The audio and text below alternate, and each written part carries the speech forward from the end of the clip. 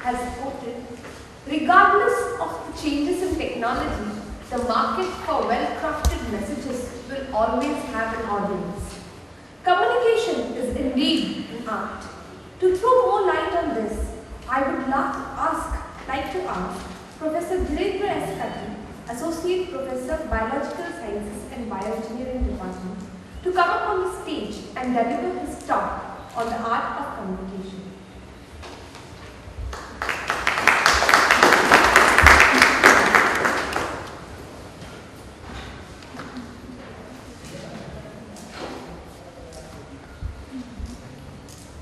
Good evening. Good evening, sir. At the outset, I want to congratulate Vivekananda Samiti for organizing this youth convention as part of the 150 years birth anniversary celebrations of Swami Vivekananda. I think it's an extremely great honor to speak on this platform.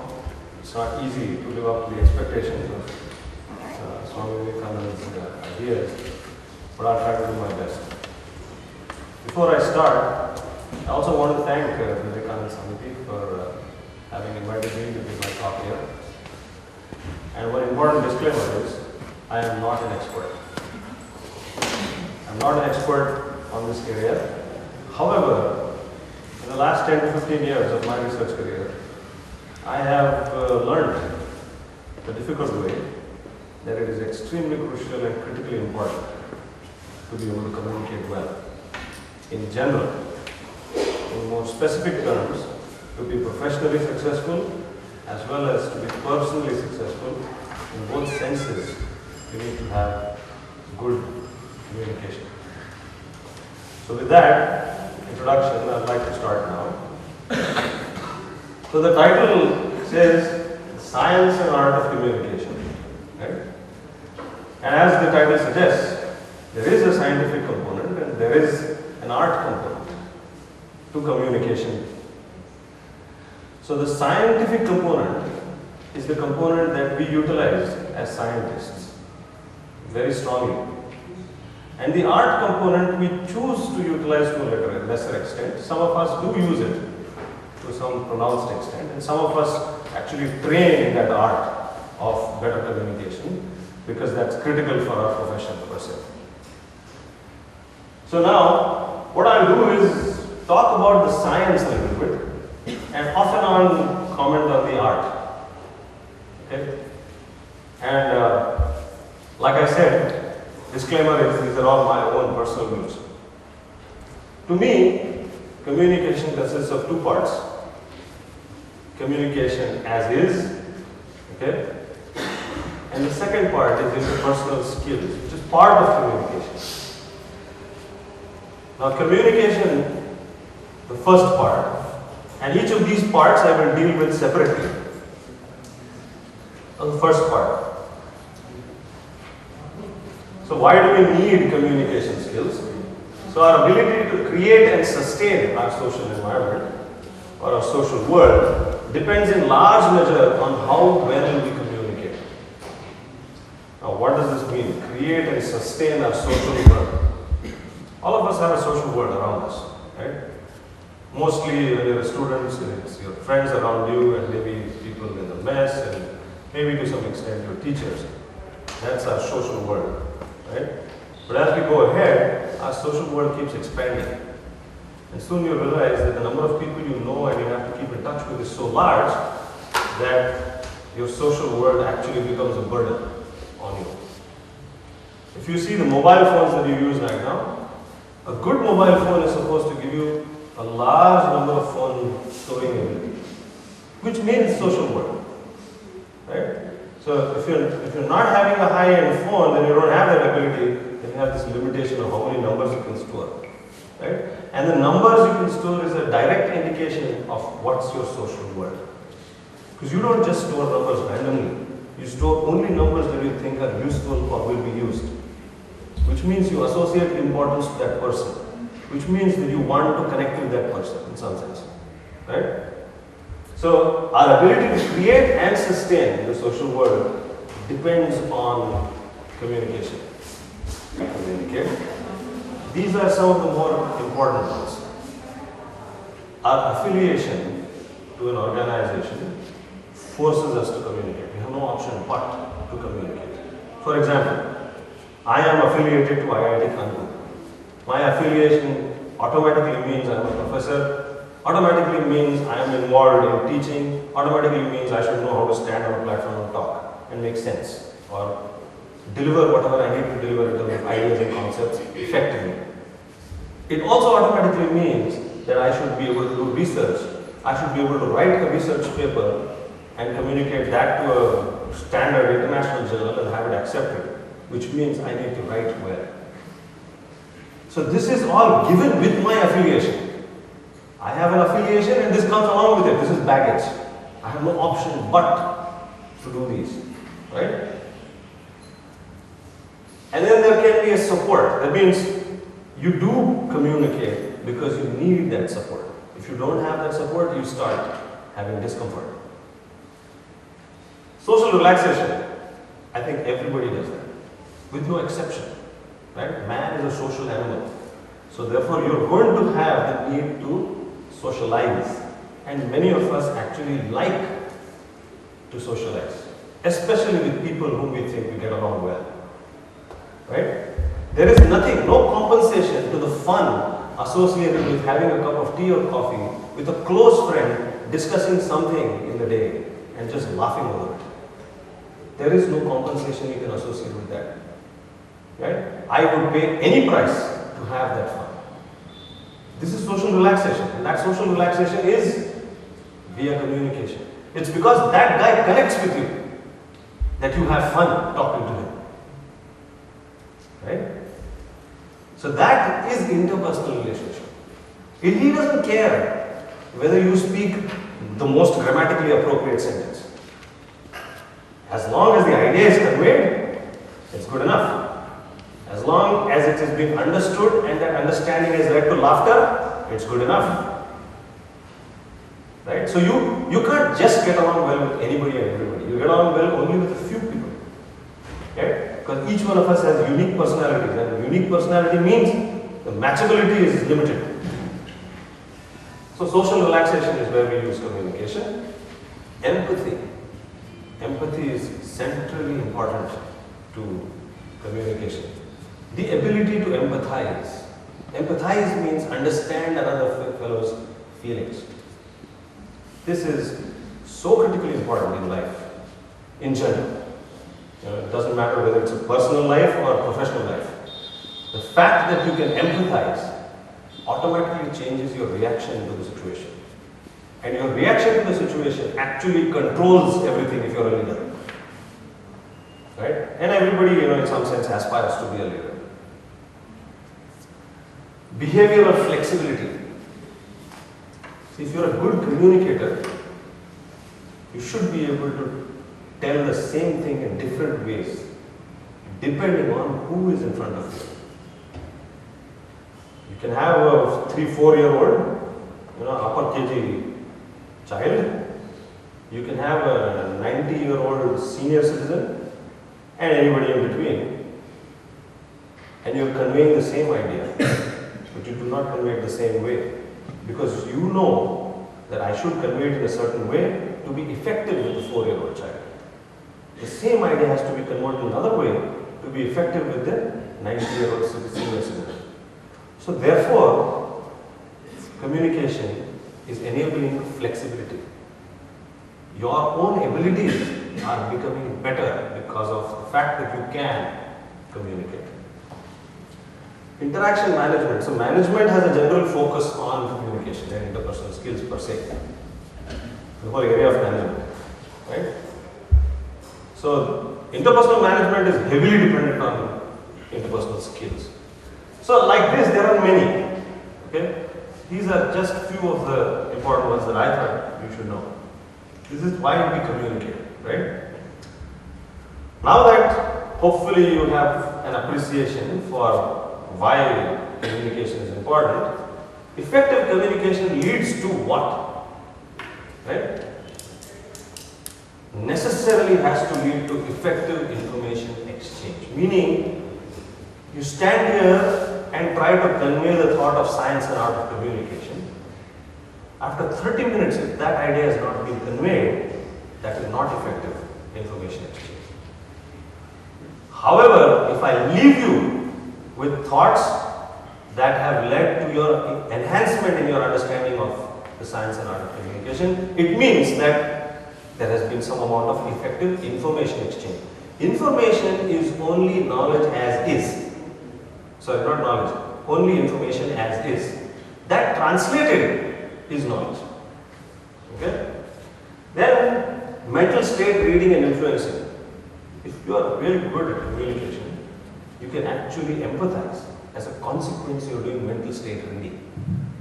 Empathizing is nothing but, if I understand your feelings, what I mean is I can read your mental states. Right? Now, by virtue of that, I can influence you. If I am a well-wisher, I will do it positively. I will influence you positively. If God forbid, if you are not in a not so good situation, then I will influence you such that you get out of it. Okay? And if you are in a very good situation, then of course nobody asks for that. Situation management in general. Okay, we can have situations at home. There's a small, Cold War going on between X and Y, whoever it is. Okay? You can fight with your sister, your brother. You can have a little bit of a difference of opinion with your mother, father. And this is a personal situation. Then you have to get to situation management via communication. Oftentimes in personal relationships, you might have noticed, it heavily matters on what you utter. Because in personal relationships, nobody cares whether you are the CEO of a company or whether you are, the director of an organization. For that environment, you're just another person with this particular relationship. That's about it. If you are the son, you are a son. You may be the president of India, but you are a son. So therefore, in personal, professional designation is meaningless. Right? And therein, you are the person, and then you have to resort to situation management. This is just, in professional, situation management has heavy impact. Oftentimes, situation management and salvaging out of especially adverse circumstances is actually considered as a major professional skill. And they refer to it as crisis management. So, situation management. At least I could think of at least 3 main important things that effective communication can lead to. Okay? And then this is, if I have not been convincing enough, then this is just additional support that I have taken from New York Times. So, a recent survey by Beta Research Corporation on behalf of New York Times asked several hundred hiring managers to make the most important behaviors that job seekers should demonstrate during an interview. So, if you go for an interview, what is it that the job seeker is looking for? They're looking for these 2 things: effective communication skills and confidence in their abilities. Topped the manager's list. So, it is not sufficient. Let's say you're a techie in your own jargon. Right? You're a technological person. You know science and engineering, medicine, law, business. It is not enough to even know the book by heart, page to page, front to end. It's not enough until you can effectively communicate it. Okay? Until that happens, that information, effective information transfer is not going to take you far. So you have to have effective communication skills, and you have to have confidence in your abilities.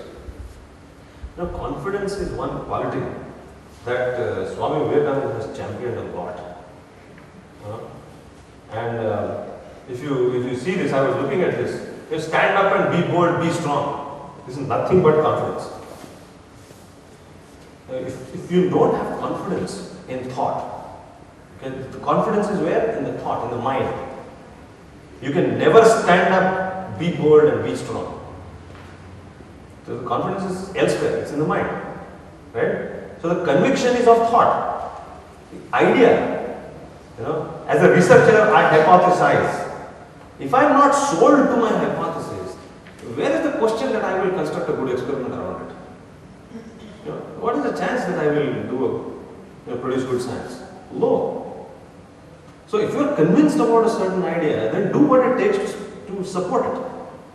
And for which you have to be bold and strong. Right? And you should be willing to take responsibility. That's the next sentence. Take the whole responsibility. Meaning, my hypothesis fails. I'm giving you an example of research because that's where I'm in. I built this hypothesis and my experiments are all around it and my hypothesis fails. Okay? I can't prove it. So be it. I take responsibility for it. This is what I had thought at the outset. Okay, so that is also true. Consequence also you have to take responsibility. Same applies to a personal environment or a professional environment. I gave you example of professional, but if you go into personal, let's say you did something that hurt your mother. Okay, if your mother is hurt because of whatever you did, action or oral. First thing is, be bold and be strong. Take responsibility. If you quickly understand that I should not have said it, then immediately apologize. No, it's not about your ego. It's about your understanding in your mind. And if you're convinced, then be strong. If you're strong, then say sorry. If you're weak, then you just refrain. Keep quiet. And that kind of behavior comes. So effective communication, so immediately if you apologize, you realize you have made a mistake, you apologize, what have you done? Situation management. You have fixed the situation. You're bringing your mother back to normalcy quickly. Because she cares about your action and your words. And if they are not appropriate, she is disturbed. Now you take responsibility, own up, quickly change, that's it. Situation has been managed. So, it's not just somebody who writes a book or somebody who comes out of experience like me. Currently, market demands effective communication. So even if you don't like it, you have to do it. In communication, there are two parts. The science and art of communication has two parts. Communication and interpersonal skills. And communication itself has two parts. Language and effective use of language. If you are a poet, okay, your language is good, but you may not be good in using that language with people, what we refer to as commonly people skills. So the poet is good in language, but unfortunately for him, he is so engrossed in his poetry that he cannot deal with the rest of the world, and therefore he has not learned the second part, effective use of language. He has learned only the first part, language. He is doing effective use only in poetry. So he has restricted himself to effective use in poetry. He has not generalized it to his own life. Right? And my emphasis is on usage of communication in life. So you have to have both these components in communication. Language and effective use of language. Now language, currently I am communicating in English. You ask me to communicate in Hindi, I'll do a so-so job, I'm not that great. You ask me to change some language here and there, I don't think I can do a great job. Not that I'm doing a great job in English, but this is the language in which I am comfortable. I can casually talk. My ideas from my mind to my mouth are quick. Right? And I feel confident. I can give you the idea directly. And I think whatever I give you is what is running in my mind. That means I have a degree of comfort. And I recommend very strongly that at least you should arrive at that basal level of degree of comfort. This is what we refer as basal level. You can be much higher than that. But in bare minimum, you should be basal. Basal meaning what? You should not make errors. See, language, always, irrespective of which language, whether you take Hindi or English or whichever other language, Indian, there is an associated grammar, right? And the effectiveness in the language comes with proper, appropriate grammar. Okay, so you need to have the language skill at that level at least. So I cannot expect somebody, all of you are IIT students or somebody from outside as well? Outside as well? Okay. Well, I cannot expect a student, I would say. I was going to say a student at IIT, but I will generalize it. I cannot expect a student who's come up to bachelor's or master's level and cannot write grammatically correct English or cannot spell words correctly. I can still take that you are unable to do it correctly. What I cannot take is you don't have the desire to correct yourself. That I cannot take. And that in some sense is again, invoking Swami Vivekananda's teachings. Because he never said that you are born perfect. He said that you have awakened. Awakening is one of his main, writings. Understand that where you are, where you need to get, and start the journey and get there. All he wants is all the youth should be successful. Because he believes that the youth builds the nation. Which is, absolute truth. There is no two ways about it. And communication to me is just one of the important factors of success. Interpersonal skills and language put together. Communication and interpersonal skills. So language is something that we don't really pay as much emphasis as some of the Western worlds do. Okay? Western part of the world. So we have oral, written and non-verbal. Let me get to each one of these. Now language is taught in school. Okay? After that, pretty much language is given lesser attention. Okay? Now in language we have oral and we have written. Right? If you notice, at a very young age, we promote oral. And as the child gets older, we start alphabets, then we get on to words, and then we get on to small sentences, large sentences, then grammar, then passages, etc. Right? So you gradually go from first standard to 10th standard, and you kind of are expected to generate a certain degree of command on language. Right? Now language, oftentimes it depends heavily on where you have been schooling. Unless you have had a favorable environment, your family, or your extended family, or your neighbors, or there are so many people who influence you, right? And you have been fortunate enough to be in the neighborhood of people who have been focusing on language and the importance of language, then it happens. Or if you have been fortunate to go to a school where language is given enough importance. But unfortunately, if neither has happened, then what do you do? Okay, then the first thing is realize that language is important. Okay? The next thing is, now even if you today, let's say today for the first time in your life, you have realized that it's important for me to have good language skills, English skills. Okay? English, by the way, is not anymore a foreign language in India. Yeah. Have you told me this 50 years ago, I would have said yes. Or more than 50 years. Not anymore. English is the most well accepted international language. So you can't tell me, I am a nationalist and I am with you on that. I am a nationalist, otherwise I wouldn't have been here. Right? We all had very lucrative careers in the United States, we could just remain there. We become wealthy people. Right? One of the motivations to come back to India is to do service here in India. Now, we have no disregard for nation. We are proud of everything. We are proud of Hindi as a language. Right? And I am so glad that I came and took up a job in IIT Kanpur because I was forced to learn good Hindi and now I can speak Hindi to some extent. So I thank my stars for that.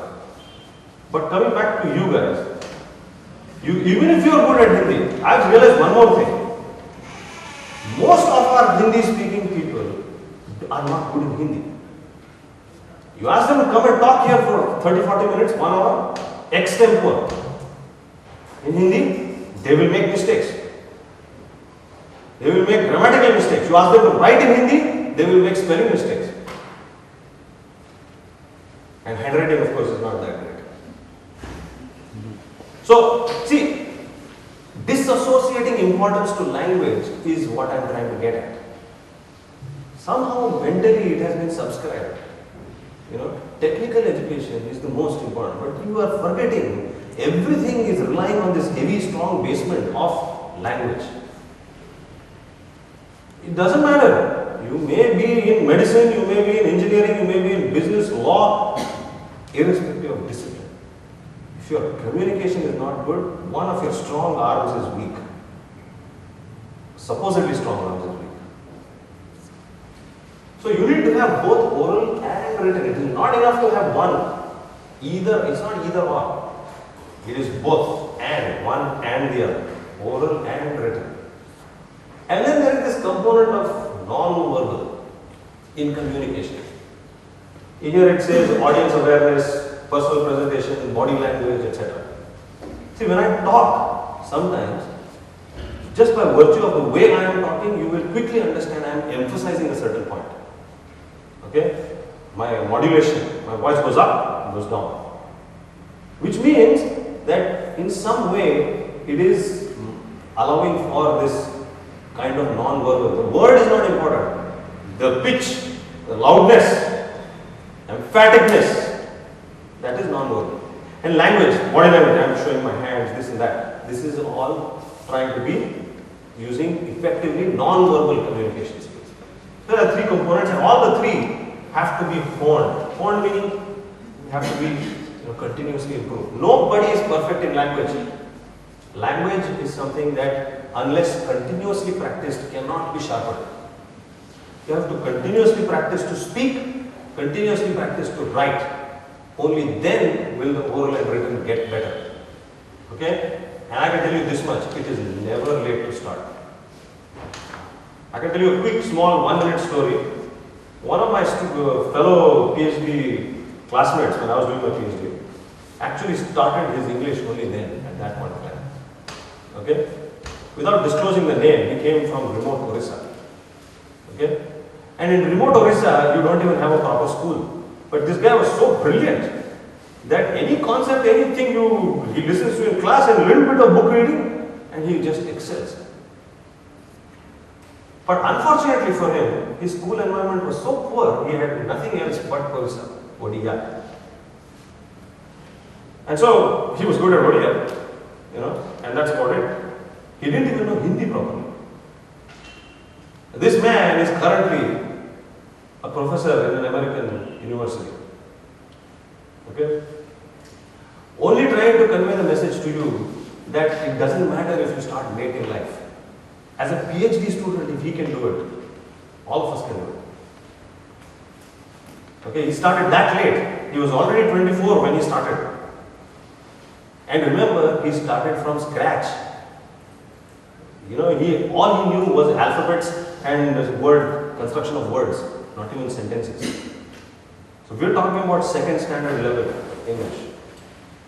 And a crash course from there till first year PhD in a few years' time.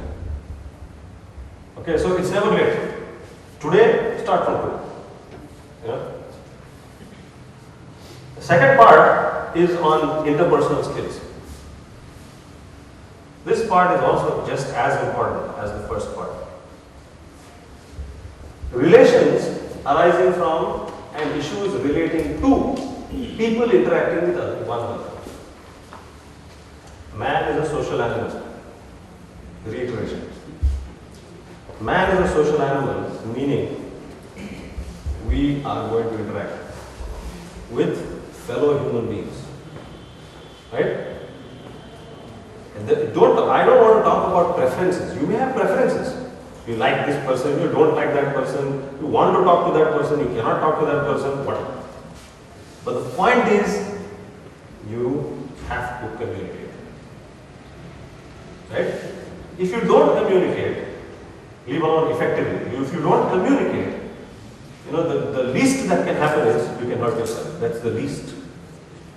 So it is in your own interest that you learn to communicate, and if if you can communicate effectively, then you are doing nothing but service to yourself. So all of us need to communicate, and improving interpersonal relationships begins by acquiring the ability to know the impact of one's behavior on others and that of others' behavior on self. For which you need to be at a slightly higher level of realization. This again is part of Swami Vivekananda's teachings. Realization, self-realization. Okay? What I do, I normally don't observe myself.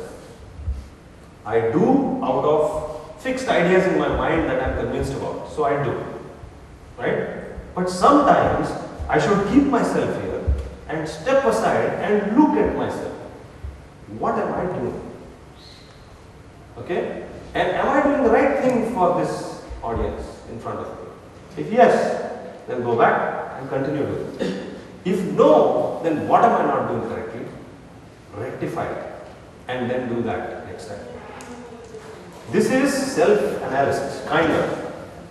The ability to know the impact of one's behavior on others and the impact of others' behavior on oneself. So knowingly, I cannot put myself into circumstances that are going to be uncomfortable. You know, if I don't like X, but X is very powerful, very strong, very aggressive, then knowingly I don't go and sit next to X and create circumstances that are uncomfortable. Right? This is knowing others' behavior on self.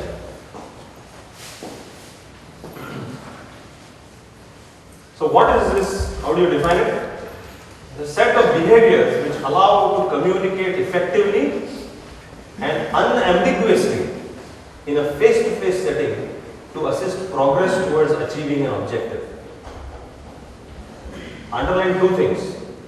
Communicate effectively, which is from the previous part, and unambiguously. Unambiguous means you are left with no option but to think exactly what I meant. You know, this is a really difficult thing. I can say, utter something, and then there are 50 minds here, and I can expect at least 10 interpretations of what I have uttered. Right? But if I am truly effective, I leave you with no option but to think only the way I wanted you to think. That is unambiguous. Okay? Face-to-face setting is like this, not remote. Okay? Of late they are even included remote. And I'm on a phone conversation. Okay? You are at a distance.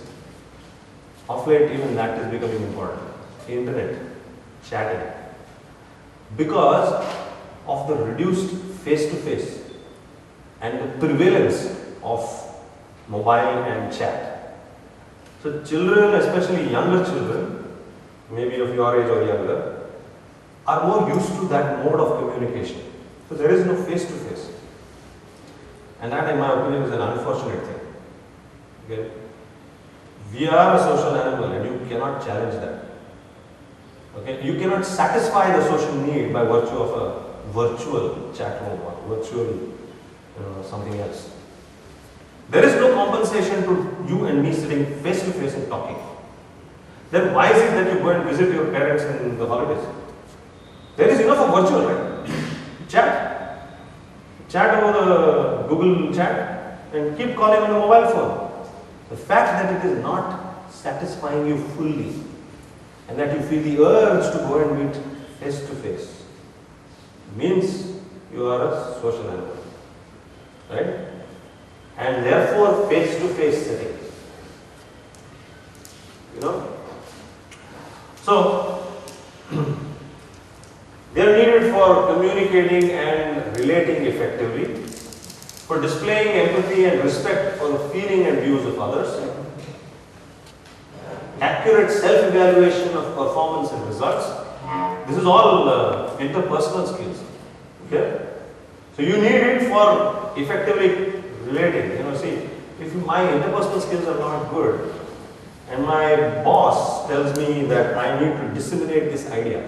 Let's say you want to implement something, especially implementation. Okay? I want to implement something and all the 30 of you should do it.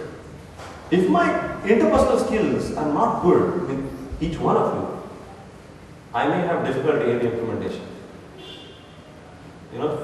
So relating effectively, and of course, respect and feeling for the views of others.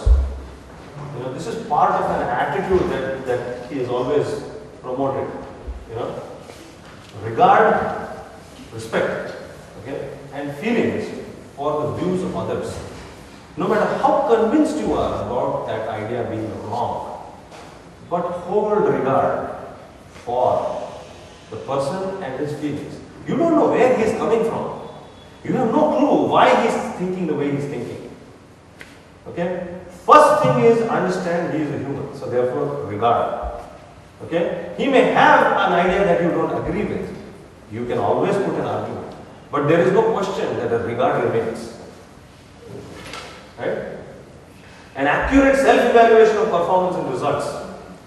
If you don't have a good interpersonal skills, these things can't get done. Conflict management is something that a lot of people have now utilized interpersonal skills for. This is kind of applied version of interpersonal skills. Conflict management. You have an expert in conflict management who probably has a degree in law also. Are useful, for instance, in selection interviews, negotiations, decision making, and achieving personal goals. They're just always, I don't think I need to emphasize too much. Interpersonal skills have got three components, just like communication. Communication had oral, written, and non-verbal. And interpersonal has leadership, networking, and teamwork. I'll tell you one thing. One of the most critically important understandings is the fact that an objective is higher than the self. In an organization or in a setting where you have an organization or teamwork going on, the goal is always higher than the self. The goal is higher. The self cannot be higher. The moment the self becomes higher, then what has happened is ego has come in. Okay, that's one critically important factor which I don't see being recognized very well. Somehow it is, I can do it better. Well, you may be able to do it better, but the important point is that job getting done is more important than you can do it better. Okay? And not the fact that you can do it better. Yeah, sure you can do it better. Fine, I even agree with you. But how about the fact that it needs to get done? Right? So, leadership, interpersonal skills, leadership is an absolute must. If you ever plan to become a leader, no matter where. See, you don't have to become a leader meaning politically lead a country. You can be a leader in science. You can be a leader in a community. You can be a leader for whatever reason, right? You can be leaders of a different type. And all of them demand good interpersonal skills. And interpersonal skills at all levels, from the grassroots to the chief of the organization, at all levels. Networking and teamwork. Teamwork we kind of encourage a lot in at least IIT Kanpur. A large number of courses actually have projects that involve teamwork. So somehow along the way you get trained for it. Knowingly or unknowingly. But I'll tell you one thing that you must remember forever. You never get to choose your peers. You never get to choose them. They are given. You only get to choose your profession. You only get to choose which area you want to become an expert in. The peers are given. They are fixed. So you never get to choose them. If you try to make an argument that, well, based on peers I want to choose a profession, that's not a valid argument.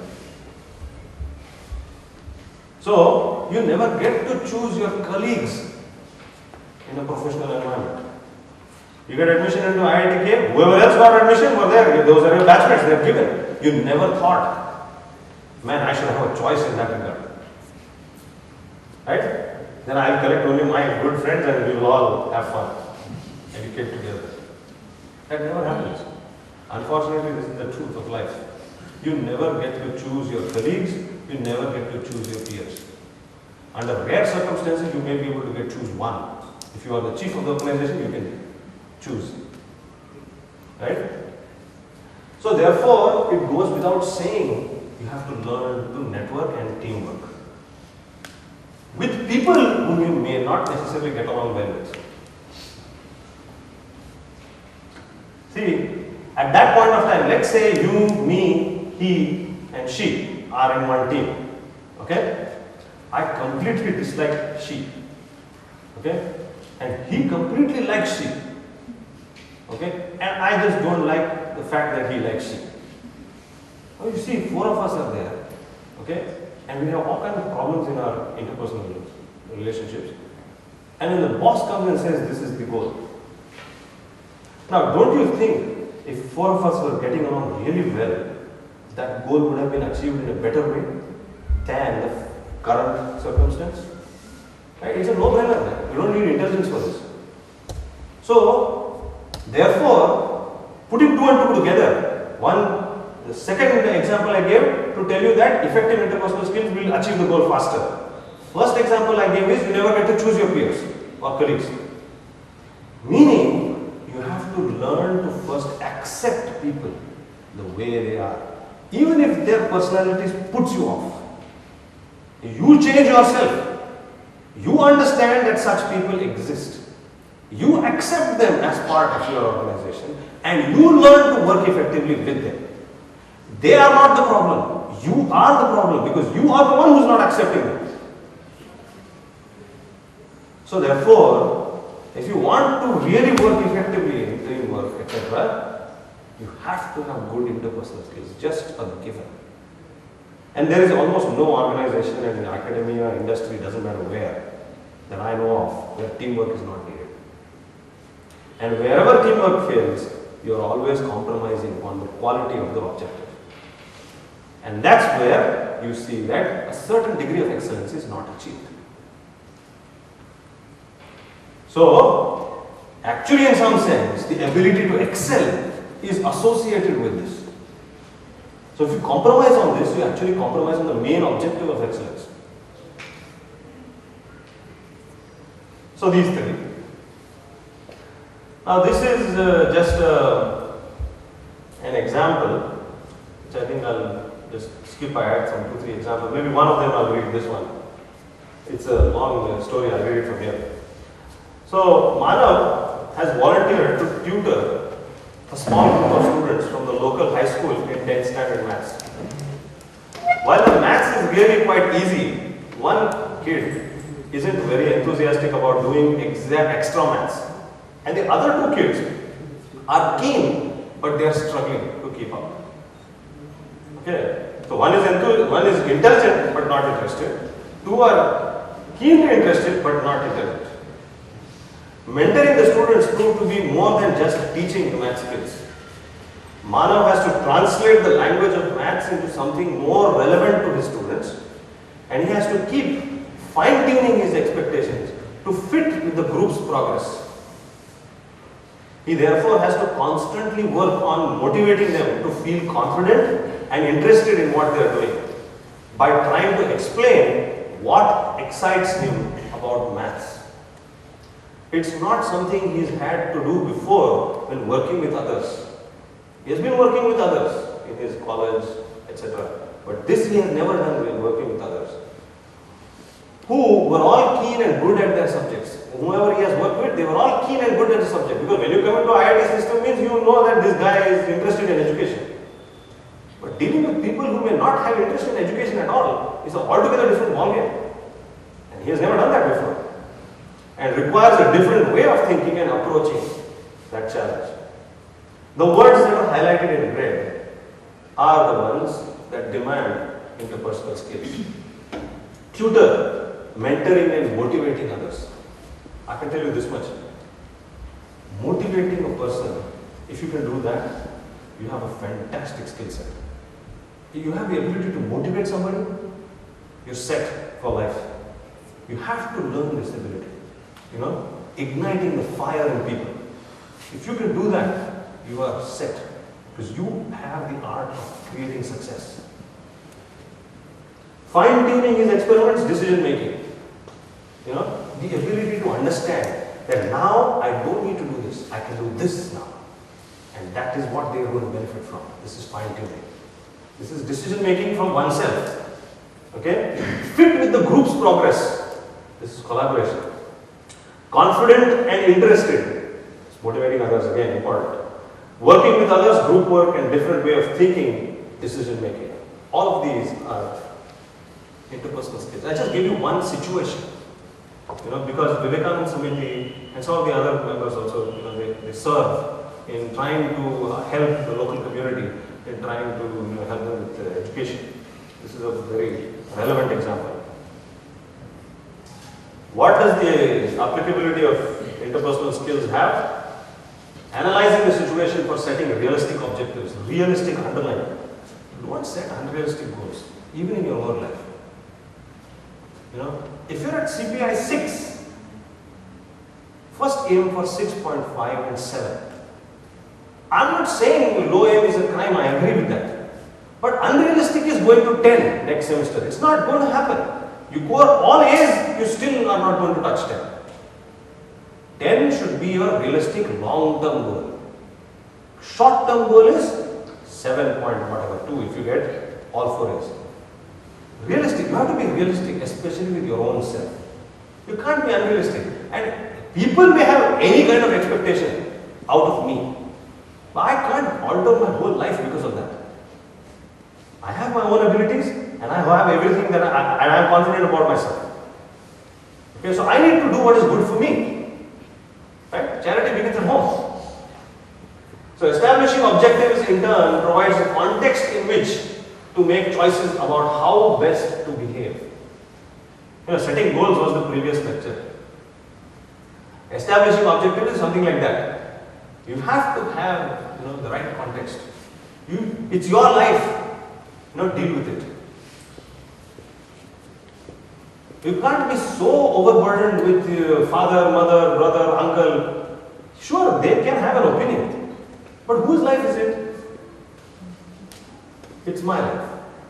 If it's my life, I'm happy to hear from father, mother, brother, sister, uncle, aunt, and all people who are more experienced in life. No problems. But finally, the buck stops at you. Meaning, it's your decision. You need to take responsibility. You can't tell me, my uncle is a very famous clinician and he has 20 years of experience as a surgeon. And he told me, beta, you have to do surgery. So I did surgery. And you see, and then finish surgery and then realize that, actually I wanted to be a psychologist. What a disappointment for an intelligent man. Ability-wise, you are bestowed to take on anything. Even what you are not interested, you qualified for. The least service you can do to yourself is understand what you like and pursue it. That is the least you can do. The worst you can do is forcibly do things that you don't like. And I think that all of you are smart enough to understand what you like and therefore pursue that. And not pursue it with passion. You don't pursue it because it gives you big bucks at the end of the day. Doesn't matter if somebody pays you or not. It's your passion. You just love to do it. That's it. Period. Full stop. The end. If somebody pays you for it, you're on a paid vacation. That's what it is. By being conscious of our own behavior in working towards the achievement of objectives, we are more likely to influence other people's behavior. Meaning that the more conscious you are of yourself, the more influential you actually become. And this is sometimes very surprising. Most people don't understand this. The more you are conscious of yourself, the more controlled you are. The more controlled you are, the more you understand others. The more you understand others, the more influential you are. This is how it works. And people think that only if you are more imposing and aggressive, you are more influential. Sorry, that is incorrect. You can be silent and completely influential. You have to be in control of the situation. That is what is influence. People are watching them, nobody is dumb. I see that you are doing the job correctly, I notice. You don't have to come and tell me, I am doing the job great. Follow me. Even if you don't say that, if you have set the example, if I am sharp and intelligent, I will not reinvent the wheel, I will just do what you have done. Or I will approach you and tell you, just tell me how to do this. So, by being conscious of your own behavior and working towards the achievements of objectives, we are more likely to influence other people's behavior. Not that your objective is to influence others. Your objective is to be successful. Right? And for being successful, influencing others can be a part at a later stage in life. First, yourself, improve yourself. Constant monitoring will provide the feedback we need to make situation-dependent adjustments, and that is what I refer to as reflecting on the self. This again has philosophical connotations, which is Swami Vivekananda's teachings. It is very difficult to constantly monitor yourself. People who keep a diary and write about what they did the same day, every day, like they show in the movies, are people who reflect on themselves. And it actually gives them an opportunity to correct themselves. Useful dimensions of interpersonal skills: initiating relationships. Many of you are keenly interested in that. I know that for a fact. Because you are yet to start a family. Your life is still in bachelorhood. Right?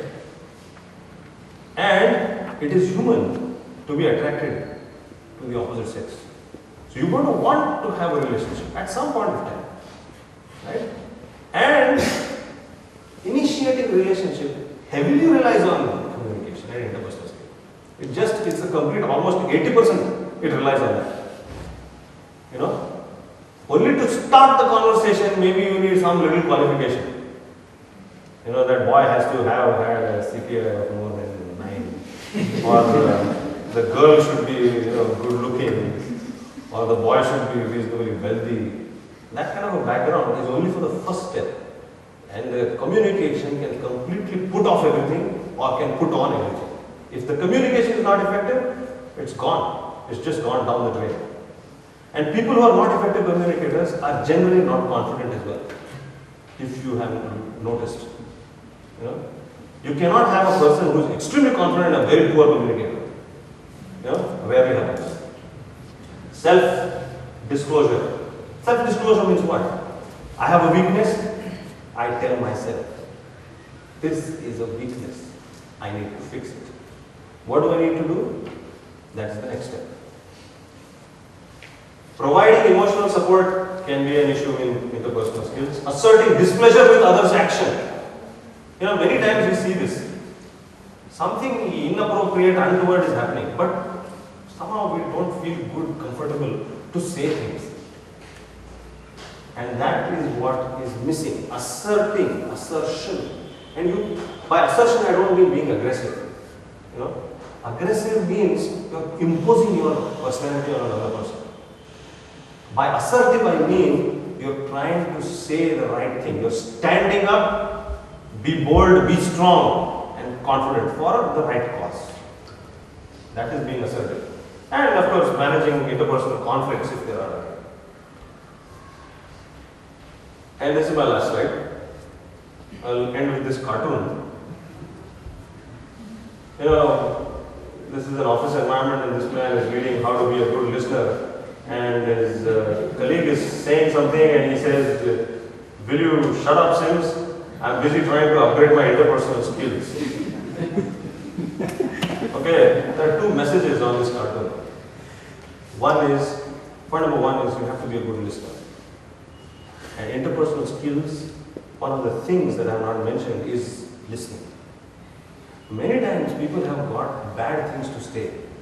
All they want is a person who listens. And if you can do that, you are doing service to mankind.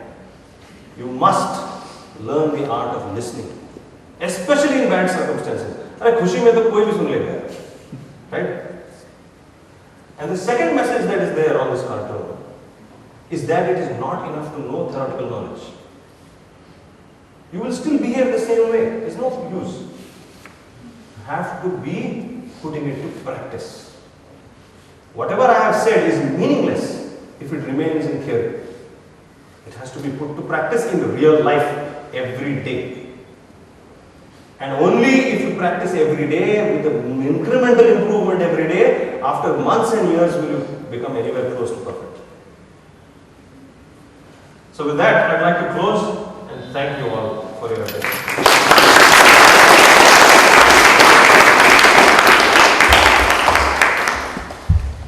I have gone over time, so I think we'll restrict the questions. If there are any questions, I'll be happy to take them. And if there are none, then thank you once again. Thank you, sir, for those thought-provoking words. We would now like to move on to our. I would now like to request the coordinator in Vivekananda Samiti to present a momentum to